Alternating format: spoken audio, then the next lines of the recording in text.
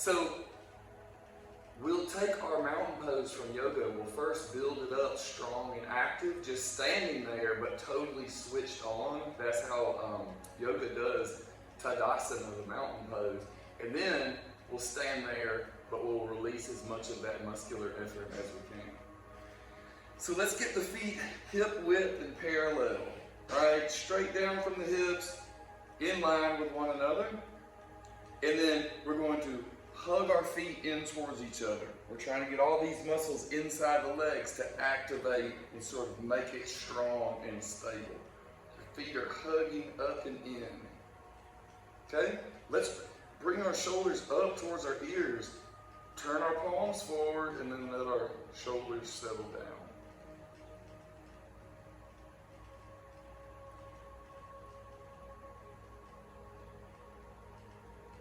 Take the crown of your head right here and stand up tall. We're not trying to climb up out of our normal height. We're just trying to get this is all about lengthening and activating and switching on, right? So one of the places we're doing it is in the crown of the head. Just get nice and tall.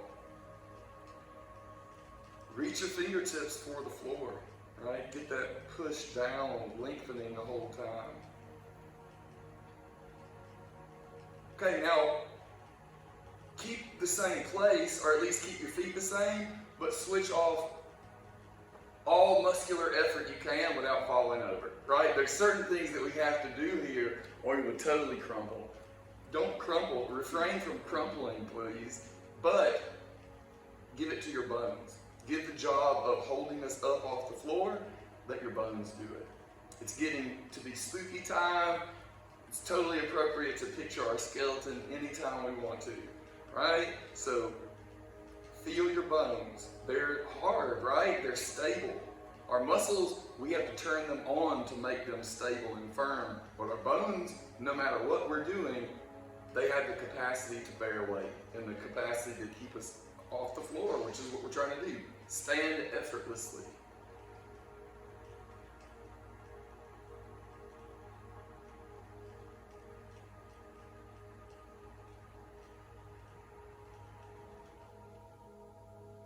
Alright, once you feel stable, close your eyes. Put your attention into your feet. Right? Notice the interface. Right? Notice where your feet meet something that's not you. Right? Feel the texture of your mat. Maybe the texture of the floor or your socks, or just feel your feet. Right? Feel on purpose.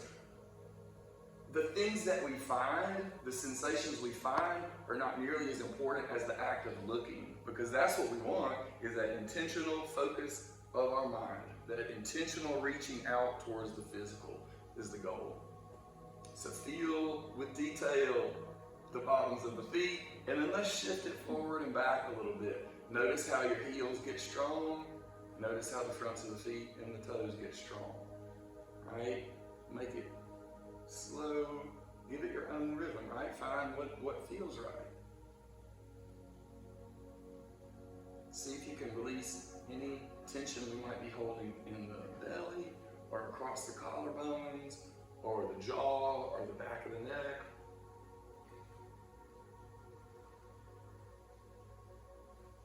Okay, let's take our sort of rocking from side to side, right? Into the right sides of the feet, into the left sides of the feet, right? Just some nice, smooth rocking, check in with the upper body, let your upper body get into that sort of sinuous side-to-side movement, right? We're just trying to be free and easy with it. Notice what gravity wants our body to do, right? Notice what feels smooth as opposed to what feels rough and hard edged. I was watching an awesome YouTube video this week. It was a musician describing resonant frequencies. Like, this room has a particular pitch that when you play it, is really loud because it agrees with the room, right? Resonant frequencies. And she was explaining it by saying, like, if you're pushing a person on a swing, There's a perfect place and a perfect time where the push is beneficial. You know, it feels smooth and with the movement. That's how she explained resonant frequencies. That place where you push with gravity and move with gravity. And that's what we're looking for here, right? The seams and the changes and how things move together and how things move apart. We're trying to figure out that linkage, right? The part in between the stiff, and not stiff in a bad way, but stable, strong parts. We want to be there for the interface, right? Where those strong parts meet and it makes us fluid and movable. Joints, right? Super important in our yoga work. Okay, let's start from the back of the mat again and just take a small step forward with the right foot. Okay, let's bring our hands out in front of us here. Palms facing down, our hands are parallel.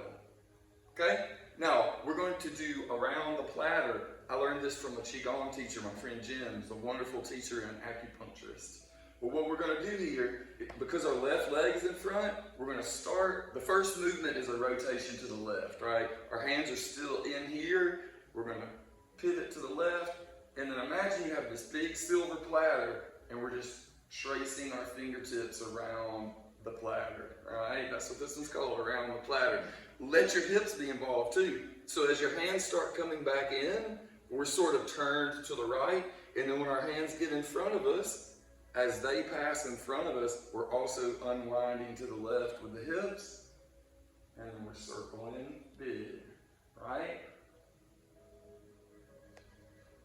Awesome. Nice and slow. Let your gaze, let your eyes lock in on your hands. To me, that's like the last piece that really brings it home and makes it feel self-contained, or so there's a cozy feeling to the pose when I'm watching my hands. Not cozy, but sort of secure and stable is what I'm thinking. Right, as if this weren't detailed enough. This time, as your hands start to move away, match that up with the exhale, right? Breathing out takes the hands out. And then when you reach the halfway point, here begins the inhale.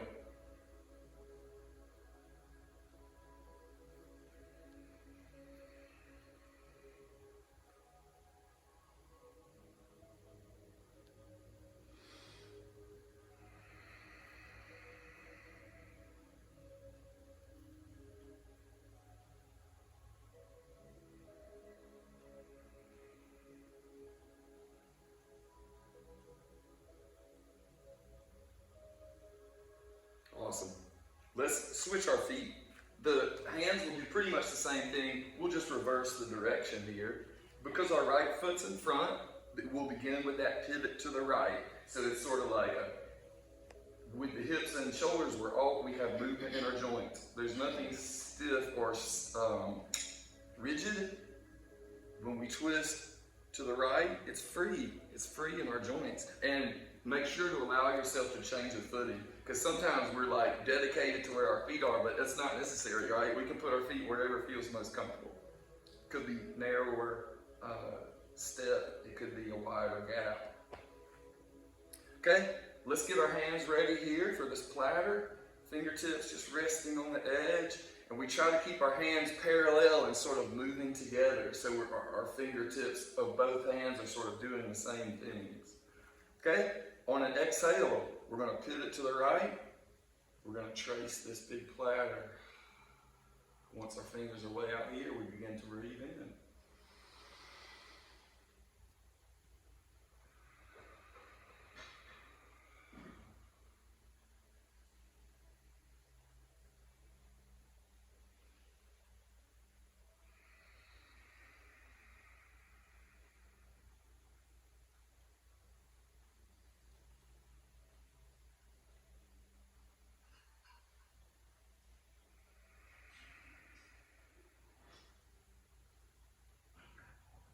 Okay, next time your hands are coming in, let's step back with the right foot. We're going to exhale and push down. Pause for a moment with empty lungs, and then inhale the hands back here.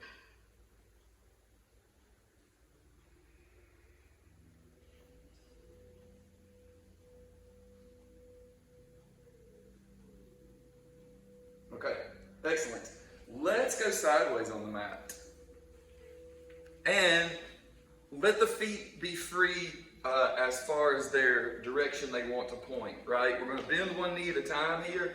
Again, sometimes we overcomplicate it by like getting locked in, but let your feet be free to pivot on the fronts of the feet or the sides of the feet. So what we're going to do, we're going to make this sort of moving and flowing. Left knee stays straight, and we're just going to bend the right knee. Right? Of course, it's hard work in the bent leg, and it's also opening. It's making space in the left leg. And when you find that, we'll go the other way, right? Bending the left knee, straightening the right. Just take it side to side. Find a way to do it that feels balanced and feels symmetrical and feels graceful, right? Grace is it doesn't get talked a lot about. Being graceful is not like a goal. It seems, even for males or females when we're young, you know? But grace is important because it makes us proud of ourselves. It gives us dignity when we move the way that we think we should, and we appreciate ourselves and how we move. It's a wonderful feeling of dignity.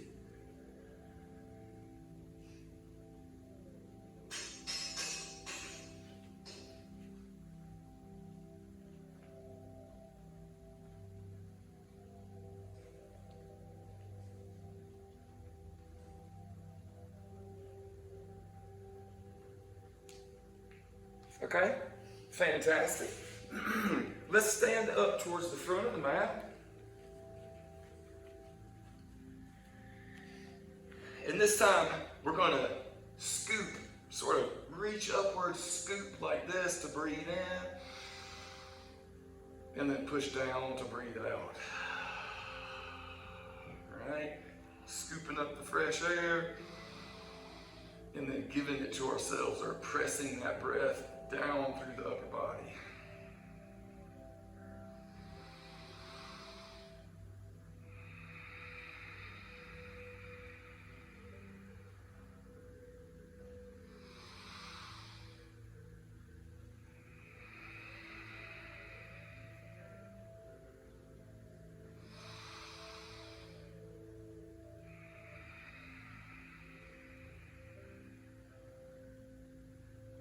Awesome. Let's go ahead and put our feet together. Okay? That's going to let us do this knee circle, but because everything is so attached, I often feel it crackling in my back and my shoulders sort of level out. So let's get our hands to the knees and get a nice deep knee bend. Okay? Now we're going to circle them back and then bend them to bring them forward and then circle back.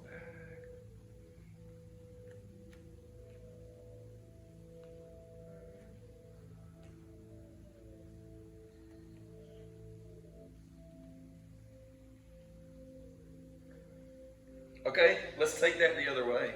So knees start straight, they're going to bend and circle forward and then go back.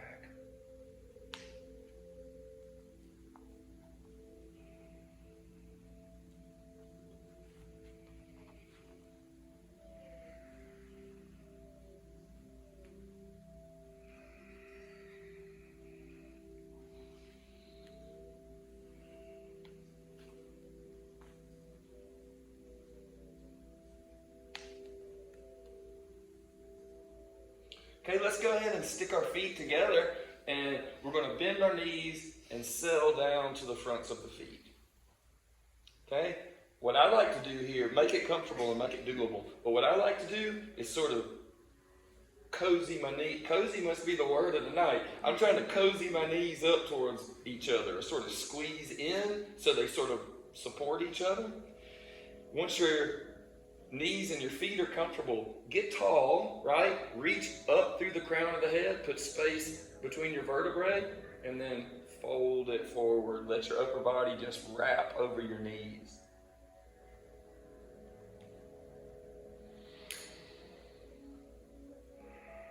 And because of this shape we're making, we're getting all sorts of good space in the back, between the shoulder blades, and from the head down to the hips. We're going to use our inhales to help that, right? When we really intentionally inflate ourselves, we can use that to stretch because that area inside the body pushes out, right? And we're using that to help the muscles of the back be wider and longer.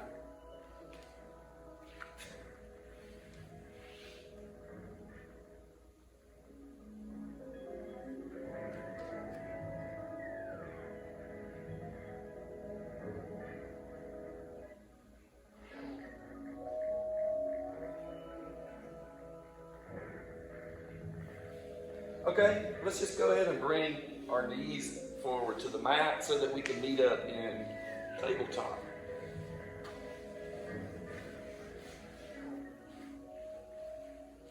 Okay, let's give our neck a little attention here.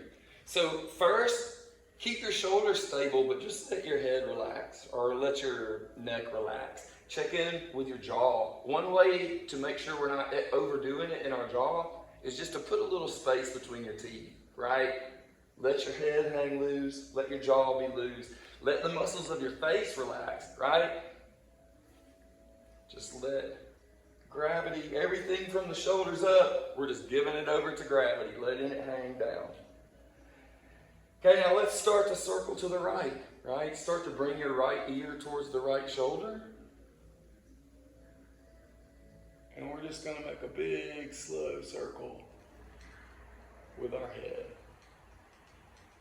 And the goal is not to look a certain way. The goal is not to make our neck go somewhere it doesn't want to go. The goal is to be present, right? To be conscious there at the body, of the body. And also get the benefit of using the body, right? Using a part of the body on purpose. I think of it as like switching it on, blowing the dust off, right? Just using it on purpose so that it stays used. Like, think of ourselves as an old used car. You don't want it just to sit there because that's the worst thing you can do. You got to crank it up and drive it around the block every once in a while, if only for preservation's sake. All right, let's circle our head the other way.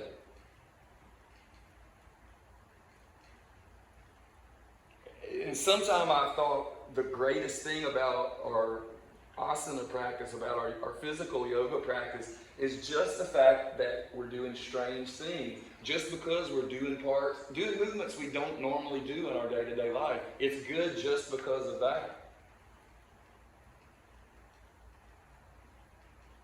Okay, let's go ahead and sit back towards our heels. Okay, and you have an option here in your child's pose. I have my big toes touching. Either we can keep the knees here or take the knees towards the edge of the mat, whichever way is most comfortable to you, because this is all about comfort. Let's let gravity begin to hold the upper body. You can bring your forehead to the floor, or you can make this little pillow with your hands and arms, whatever feels most comfortable, because once your head touches down, that's the signal, right? You don't have to do anything. Even when we were standing up even when we were standing up, we had to use certain muscles to stay upright. Not so here, right? No matter what we do or don't do, our body's going to stay exactly where it is. So that's a good time to consciously release. Switch everything off.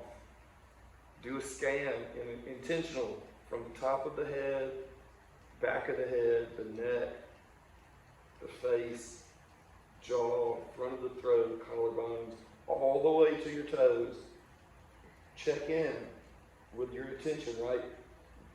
Feel that part of the body on purpose. And usually that's all you have to do to release. It's like you don't even have to think about switching your muscles off or releasing. Your body's like, oh, he's paying attention to me. I can just chill. The muscles will switch off just through your attention. That's where a lot of the benefit of mindfulness practice comes in. Because it's being mindful of our body, to feel on purpose. And our body thanks us for that by relaxing and feeling better.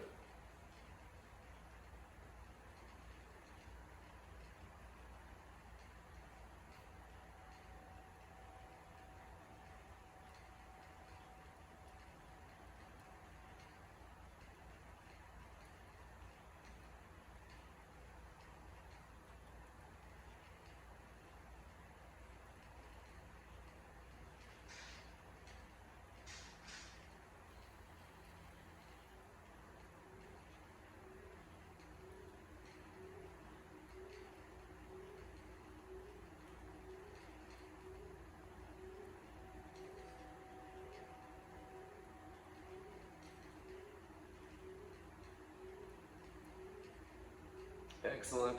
Let's come back up nice and slow. Let's go ahead and scoot this back towards the back of the mat because we're going to take some puppy pose. And notice the most balanced way of doing this is our wrists right beneath the shoulders, our knees right beneath the hips. So we're making that square parallelogram. No, it's not a parallelogram. That is a rectangle. But the goal here is to keep this vertical leg here, right? From the mat up to the hips, we're going to keep this up and down. But we're going to start to take our hands forward so that we're nice and low, just like we're doing a downward facing dog, right? Feel that outward push, right? We depend on that stickiness or that friction with the mat to keep us going here. Roll your shoulders wide, right? Pull the shoulder blades back towards one another along your spine. And take the solar plexus and press down, right? Reach for the floor with your heart and the solar plexus.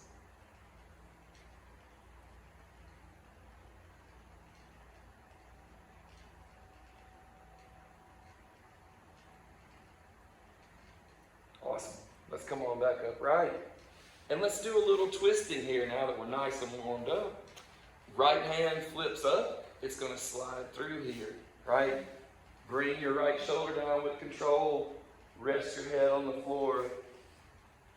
We're looking out towards the right hand. So, I mean, definitely make your head and neck comfortable, but in general, we're looking out at the right hand because this twist is going to start from the top of the head and go all the way down to the hips. So let's extend the left arm, right? It stays straight. We're going to start to come up and back. Notice when the shoulders report in. Notice when the back reports in. Maybe the hips, maybe the ribs. I mean, we're changing everything, right? There is no just sort of super specific movement of the body. It's shared, and it creates sensation. It creates changes all over the place. Notice where you feel it the most.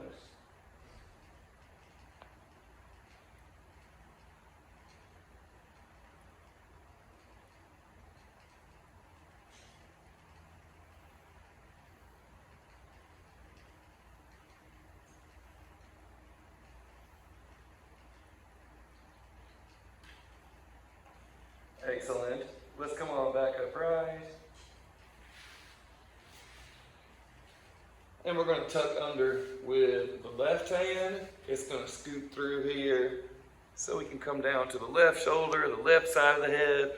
First step, as usual, when we get to a new staging point or a new sort of pause with a new default position, accept it physically. That means stay here, maintain the position, but take out any unnecessary muscular effort.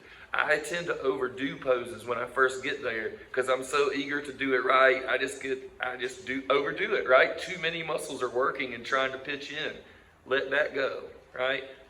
Because unnecessary muscular tightness burns energy that we could use elsewhere. But for me, most importantly, that leads to mental agitation. That leads to internal over tightness. When our muscles are over tight, when our body is over tight, our thinking and our feeling is over tight.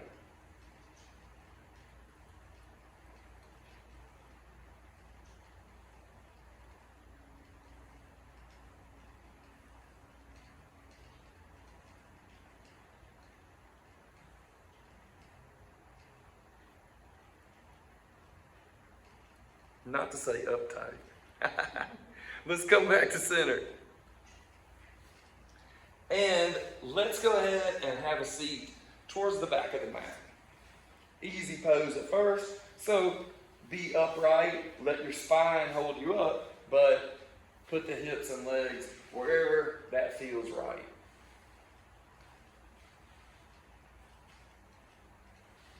Okay, let's first take a nice long inhale and imagine you're breathing from the floor up to the top of the head. So let that inhale expand and lift the upper body. And on the exhale, settle in to the support of your spine. right? Just relax.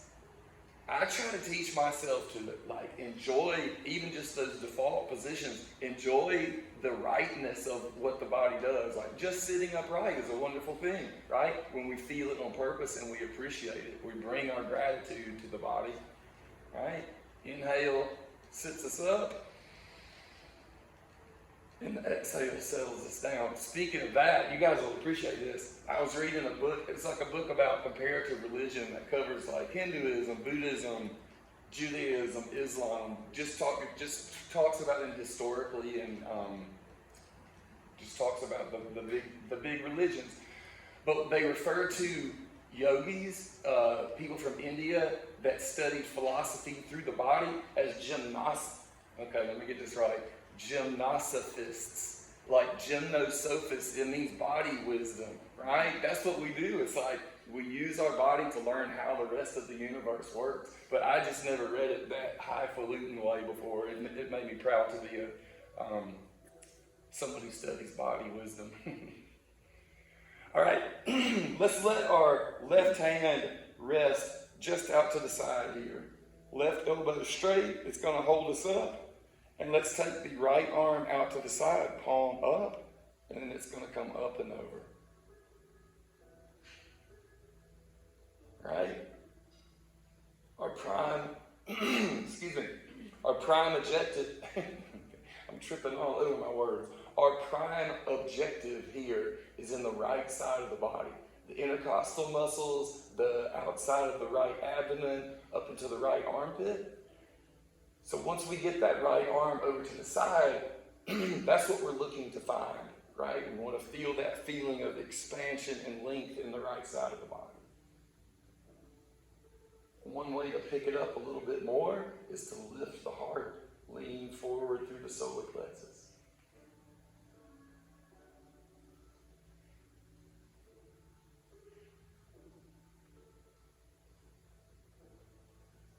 Gymnosophists. It's got a good ring to it.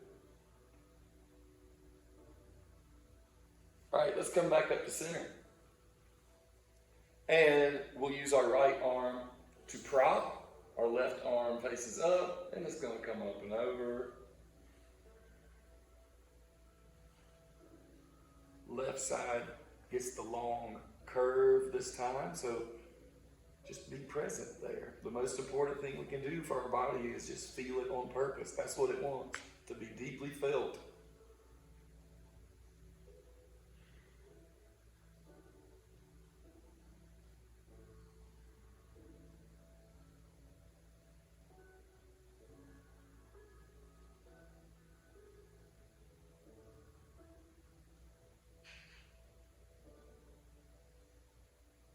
Okay, let's come on back to center.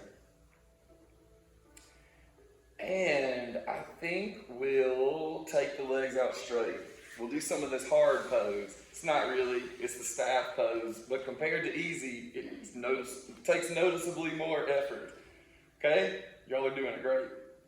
Let's first take it out of here, right? See if there's anything we can relax and release here, and then get serious about pushing forward with the lower back, right?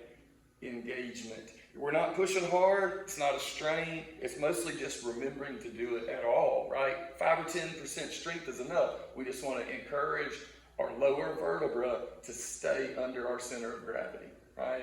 Just pushing forward a little bit. Excuse me.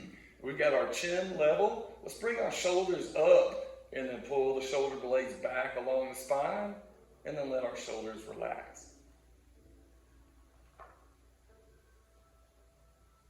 Notice where your body feels like changing. Notice where your body's saying, hey, let's sit a different way, or hey, let's put our hands down, or just notice where it starts to feel tired, or achy, or complaining, just notice.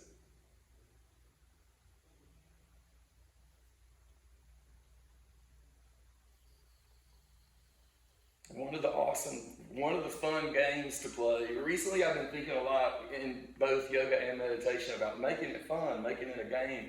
One of the cool things that you'll learn in this process of making a little space between us and our body and us and our mind, is letting your mind or your body complain, but without fixing it right away.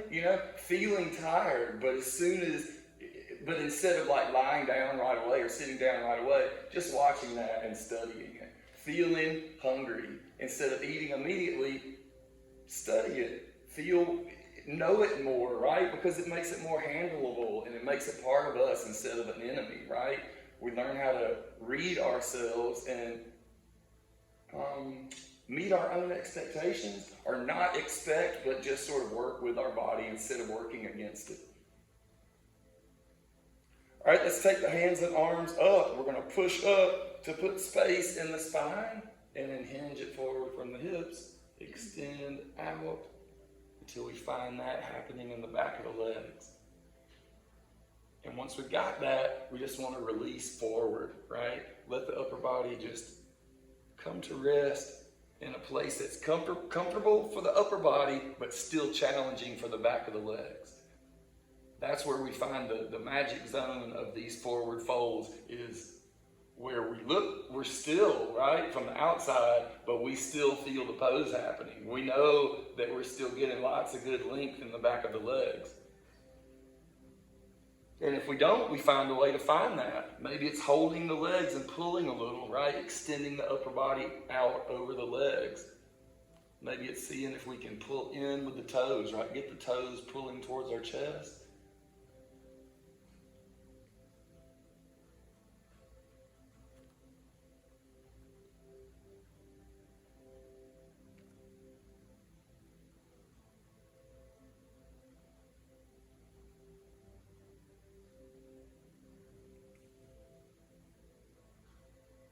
Okay, awesome. Let's come on back upright.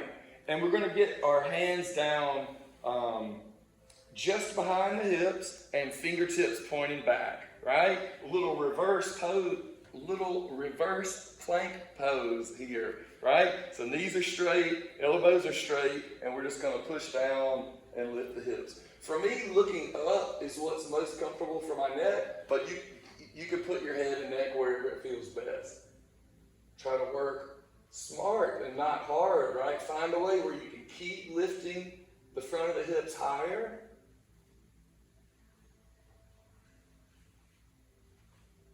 But it doesn't feel overpowering.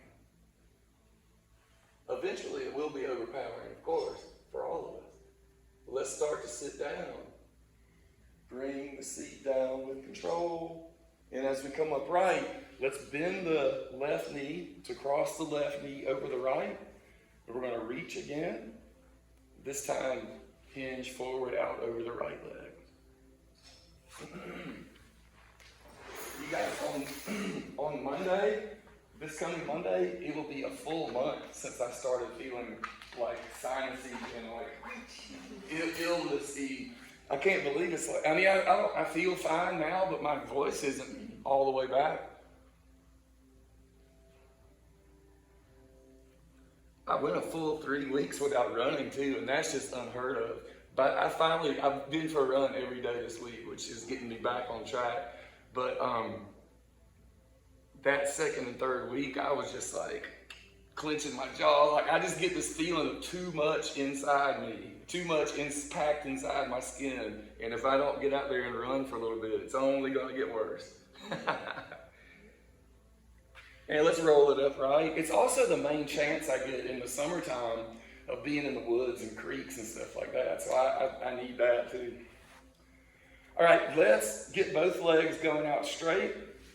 And this time we're going to get our fingertips pointing forward and just right down by the hips and push like we're going to lift our seat up off the floor. Now, it doesn't matter if it actually happens. We just want to keep pushing.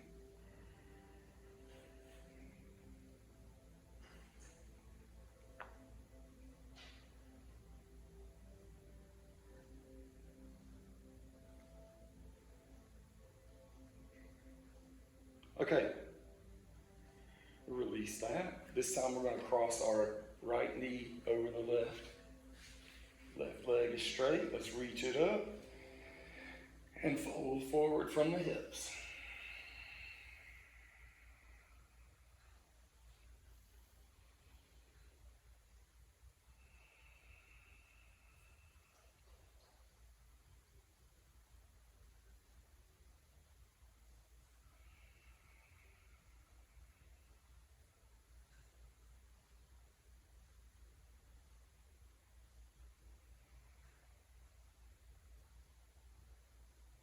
Awesome. Take it nice and easy. Let's roll it upright. We'll bring our head up last. And then find yourself a good, easy pose.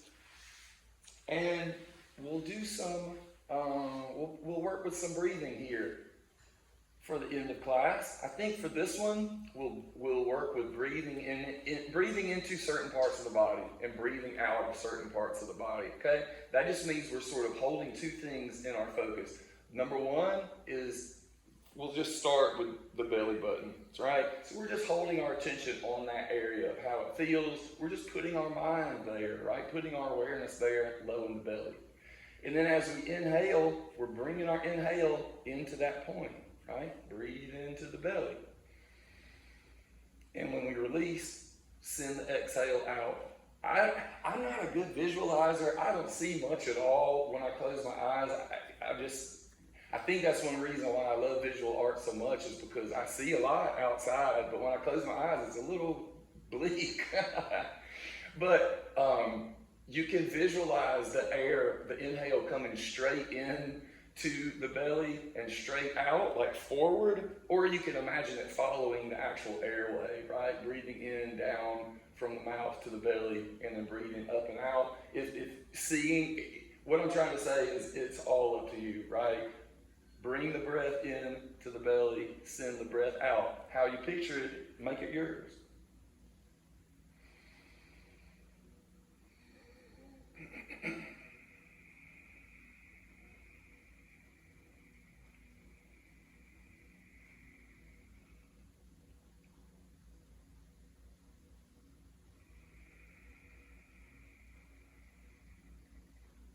Okay, same idea, but let's bring our point up a little bit. This is the solar plexus, just below the sternum, right? So where the ribs start to curve apart, that place there. Let's take a nice full inhale into that part of the body.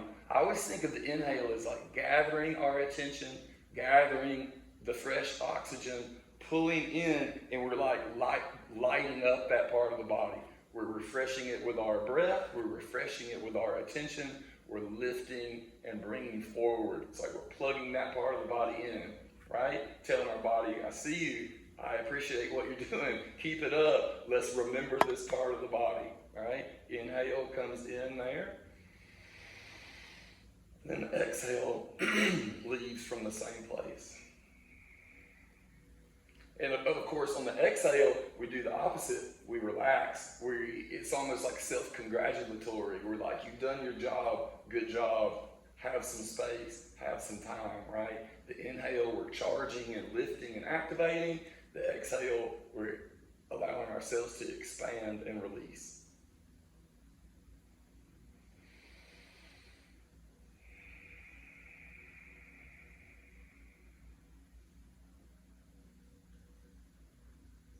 Okay, next spot is right in the center of our sternum, right? We'll bring the inhale in, lift the heart, and send the exhale out, making sure the chest and the collarbones are nice and open and shoulders are wide and we're sitting up nice and tall.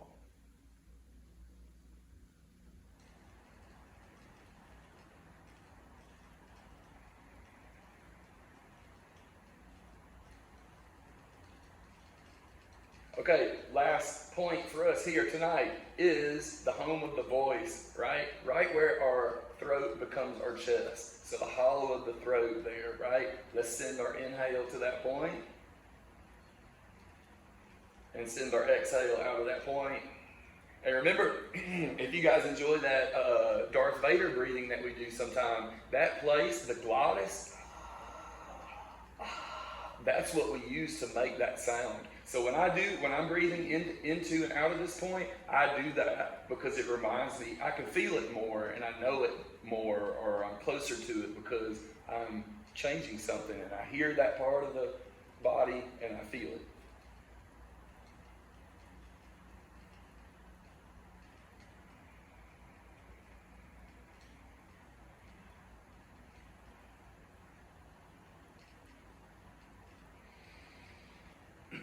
Awesome, you guys. Thank you so much for practicing with me tonight. The best in me bows to the best in you.